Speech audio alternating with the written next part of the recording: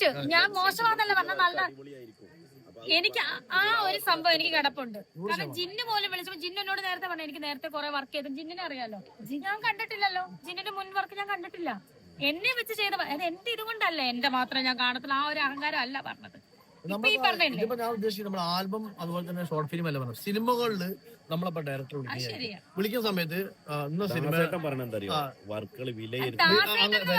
വർക്കുകൾ അറിവുള്ള ആളാണ് ഞാൻ. അങ്ങനെയല്ല, ഞാൻ അങ്ങനെയല്ല, അറിവില്ലാത്തല്ല. അറിവല്ല, നമുക്ക് സമയമില്ലാത്തതുകൊണ്ടാണ്. അറിവില്ല, സമയമില്ലാത്തതുകൊണ്ടാണ്.